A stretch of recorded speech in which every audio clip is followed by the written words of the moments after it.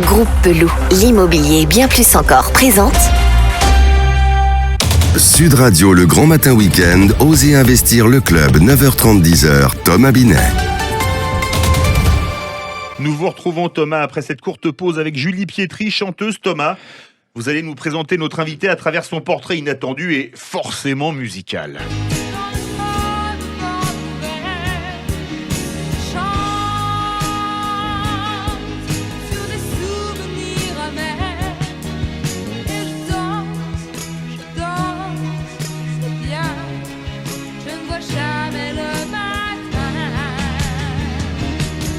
Oui, chers auditeurs, je viens de surprendre tout le monde probablement, car chacun s'attendait à entendre « Ève, lève-toi », je ne vais pas le chanter, et je viens de vous proposer d'écouter Véronique Sanson et son célèbre Vancouver, et pourtant c'est bien Julie Pietri que nous recevons.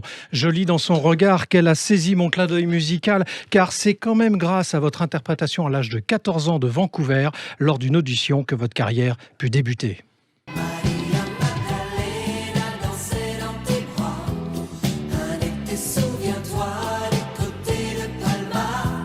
Mais quel plaisir de vous recevoir, Julie, vous qui n'étiez pas encore totalement piétrie quand vous sortirez de ce mythique titre qu'est Magdanella.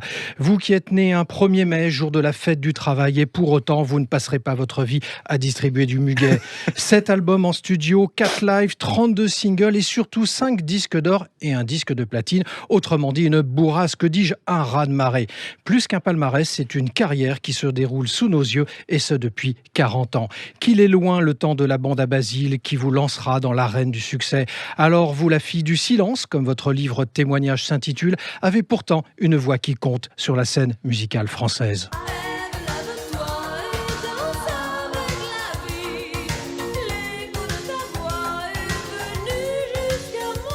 Oui, pardon Julie, parce que bon, évidemment, forcément, je ne pouvais résister quand même à vous proposer d'entendre « Ève, lève-toi », parce qu'il faut se lever quand on entend Ève. Eh oui, pour que chacun puisse applaudir votre carrière. Allez, le moment est venu, mon cher Philippe, de faire un retour gagnant avec l'égérie des années 80. Bonjour Julie Pietri. Bonjour, très joli. Merci. Merci très de bien votre... écrit. Alors, je ne Dites-moi. suis pas rentrée dans la bande à Basile à l'âge de 14 ans. Ah non, j'ai pas dit ça. Ah bon? J'ai dit l'interprétation de Vancouver. Non, mais Vancouver, Dites-moi. j'ai eu ma place dans la bande à Basile Ouais. grâce à Grâce à l'audition. vous, c'est ça. Mais j'étais déjà en fac de médecine et je passais mon mémoire et mon concours pour la fin de mes études d'orthophoniste. Oui, rappelez-nous le thème de votre mémoire, parce que j'ai lu ça, c'est mémorable, si vous en souvenez. Alors, la déglutition primaire et ses conséquences en orthodontie. C'est un vrai sujet. Ah, c'est un vrai sujet. On est très loin du show business, n'est-ce C'est pas? ça. Et d'oser investir. Alors, on va revenir sur notre sujet, Julie Pietri. Quand on crée un tube comme Ève, lève-toi, c'est difficile d'en sortir et de passer à autre chose. Vous dites même d'ailleurs que ce tube a occulté trop souvent vos autres succès. Oui, sauf que quand les gens viennent me voir en concert sur scène, ils se souviennent de tout, parce que c'est quand même... Ouais. Pour que ça fasse des disques d'or, il fallait déjà vendre entre 500 000 et 800 000 ou 900 000 disques. Donc, comme je l'ai fait plusieurs fois, c'est quand même... ils se souviennent qu'ils ont gardé ces vinyles à la maison. Mais c'est vrai, quand on fait un blockbuster comme Ève, lève-toi, qui encore aujourd'hui... Qui est repris, qu'on entend partout. Voilà, Oui. et comme un, je sais pas, comme un hymne peut-être à la féminité, et aussi quelque chose qui ressemble à une Madeleine de Proust dans le paysage de la musique de variété. Donc moi je suis très fière de ça. Hein. S'il ne reste que cette toute petite trace de moi, ce sera déjà beaucoup. Alors, C'est pas très grave. vous avez totalisé 12 millions de disques vendus, 5 disques d'or, un disque de platine, comme je le rappelais. Ça vous a mis à l'abri financièrement, tout ça? Alors, il faut savoir que si vous n'êtes qu'interprète, c'est-à-dire que vous touchez des royalties sur la vente des disques, c'est pas évident, surtout Ouais. avec la crise que nous connaissons.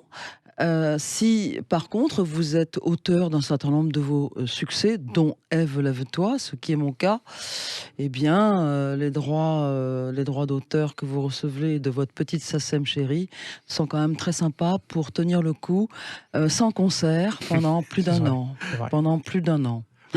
Comment est née Ève, lève-toi? Alors Ève, elle est née de la côte d'Adam, ça on le sait, mais Ève, lève-toi, comment est-ce qu'elle est née? Alors, Ève est née sur une idée et puis sur un coup de poker dans ma carrière parce que, en fait, j'avais fait un certain nombre de succès, dont Magdalena, Amoureux fou avec Herbert Léonard, et c'est comme si ça. Bon, j'avais vendu un certain nombre de millions de disques sous le simple prénom de Julie. Il y avait eu Maldon au départ. On n'avait pas retrouvé mon contrat, on savait pas qui j'étais, donc on a lancé Maria Magdalena un peu en mon absence parce que je crois que j'étais en vacances à Ibiza, je me souviens plus très bien. Et on se souvenait plus de ce nom Pietri qui n'était pas évident à retrouver. Et on a lancé ma carrière sous le nom de Julie. Mais moi, ça m'a beaucoup frustrée. Et je me suis dit, à un moment donné, il va falloir que je rattrape ça. Et j'ai cassé un contrat au bout de quelques années avec un producteur peu scrupuleux qui m'a prédit d'ailleurs que je ne me relèverai jamais de ça. Alors justement, je vous interromps parce oui. que vous avez effectivement cassé votre contrat avec votre ancien producteur Claude Carrière en lui cédant Carrère, pardon, excusez-moi, oui, en lui cédant vos royalties et ainsi vous allez reprendre donc votre nom et vous faire appeler Julie Pietri parce que pour ceux qui ont la mémoire dont je fais partie, évidemment les premières pochettes il y a marqué que Julie. Vous gardez quels souvenirs et quels enseignements de cette histoire? L'histoire avec Carrère est assez symbolique, c'est-à-dire que il m'avait dit que je lui devais un certain nombre de disques encore, et je lui ai dit ok, qu'est-ce qu'il faut pour que je puisse récupérer mon contrat? Il m'a dit que tu me laisses ta royalties. C'est vrai qu'il avait peut-être besoin d'un petit billet. Entre Sheila et d'autres, c'est vrai qu'il devait manquer un peu d'argent. Et donc j'ai préféré ma liberté à l'argent. D'accord. Ça, c'est beau. Justement, vous n'étiez pas Pietri, mais vous étiez déjà Pietri de talent. Vous avez compris quand que vous aviez un talent qui vous permettrait d'avoir beaucoup de succès?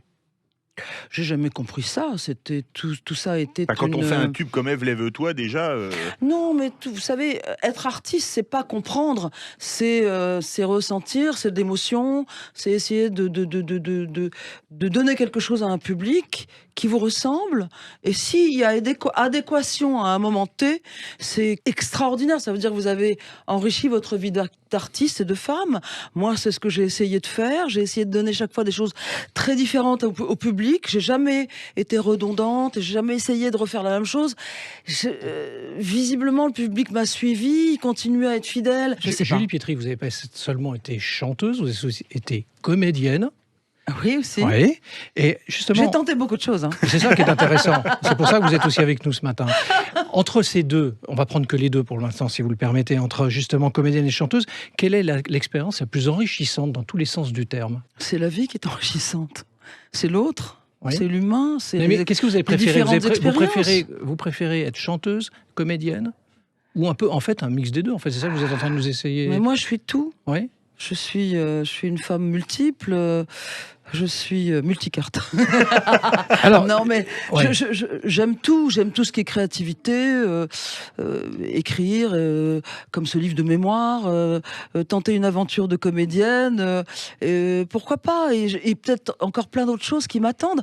Je sais pas, la route n'est jamais fermée, tout est toujours open. Vous êtes dans Oser Investir, ça vous a pas échappé, vous êtes plutôt cigale ou fourmi, Julie? Alors, je peux être extrêmement cigale, mais sans jamais perdre de vue que je peux tout perdre du jour au lendemain dans ce métier de hasard.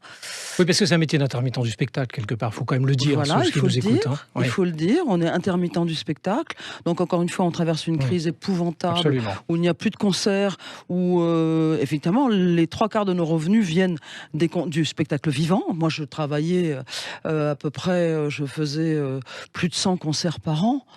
Donc, on se retrouve avec zéro. Il faut vivre avec ses fonds propres. Donc, il ne faut pas avoir été que cigale. Il faut avoir, je ne sais pas, par exemple, dans sa vie, chercher à acheter son appartement, etc. Alors justement, c'est ce que vous avez fait avec votre premier cachet ou pas? Dès 85, c'est de l'immobilier, tout de suite. Oui. Ouais, le placement des Français. Voilà, j'ai la chance d'habiter près de l'Étoile et voilà, j'ai choisi mon endroit. Et quartier sympathique. Voilà, c'est un quartier très sympathique et puis j'ai essayé d'acquérir 2 ou 3 biens parce que sinon, encore une fois, sans le spectacle vivant, vous n'êtes pas bien. Vraiment une question, quand on remplit des salles avec des centaines de personnes, plus d'1 an sans concert, est-ce qu'on n'est pas vraiment en manque? Ah oui, c'est comme j'allais faire un rapprochement un peu malheureux avec de la drogue. Oui, mais c'est une Comment drogue, vous la dire scène. Tous les artistes disent que la scène, c'est une drogue. C'est une drogue parce que vous avez un retour en boomerang comme ça du public qui vous dit une autre, Julie. Vous comprenez bien que quand vous avez plus rien, c'est juste horrible parce que c'est votre raison de vivre qui meurt un petit peu. Alors justement, Julie, le plus rien va cesser parce que vous êtes en train de sortir votre nouvel album pour fin 2021 avec un premier single en septembre 2021 si j'ai de bonnes informations. Absolument. Bon, vous avez commencé à enregistrer, à travailler, on est en plein dedans là. On est dedans. Alors bon, mais je remets toujours. Le problème, c'est que je suis jamais satisfaite de rien. Oui. Et que donc, en fait, je suis en train de recommencer ce que j'ai déjà fait. C'est une catastrophe. Je suis quelqu'un de terrible. Mais bon, il y a aussi le montage de la scène de la Tour Eiffel que j'ai faite le 8 mars, Journée de la femme, ça ne s'invente pas pour Ève. Et donc, il y a beaucoup de choses à faire. J'espère que je pourrai dégager mon titre préféré pour le lancer au mois de septembre, parce que pour l'instant, tous les titres sont préférés, donc c'est une catastrophe. Et en plus, je les refais tous. Mais bon, c'est pour le meilleur, et c'est pour essayer de donner le meilleur de moi-même au public, et c'est tout. Voilà.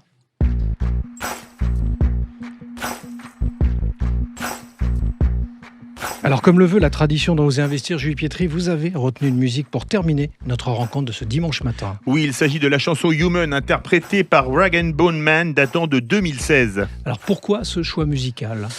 Il le dit lui-même, je ne suis qu'humain, et ne me jetez pas la pierre. Voilà. Bon, on vous remercie tout simplement d'être passé du côté d'Osez Investir. On a hâte de découvrir votre prochain album, surtout, dans quelques C'était un mois. plaisir de vous retrouver, de retrouver Sud Radio, j'adore. Un plaisir aussi. Vraiment, je suis toujours merveilleusement bien reçu, donc voilà, c'est quand vous voulez. Revenez quand vous voulez. Je reviens. Revenez quand vous voulez. C'était le 88e numéro d'Osez Investir. Merci de nous avoir suivis. Et vous pouvez retrouver l'intégralité de l'émission sur sudradio.fr dans la rubrique podcast ou en téléchargeant l'application Sud Radio. Mais bien évidemment, en y retrouvant également tout sur nos dispositifs digitaux d'osezeinvestir.fr. Merci de votre fidélité. Et à dimanche prochain. Sud Radio, le grand matin week-end, Osez Investir le club, 9h30, 10h, Thomas Binet. Avec Groupe Peloux, l'immobilier et bien plus encore.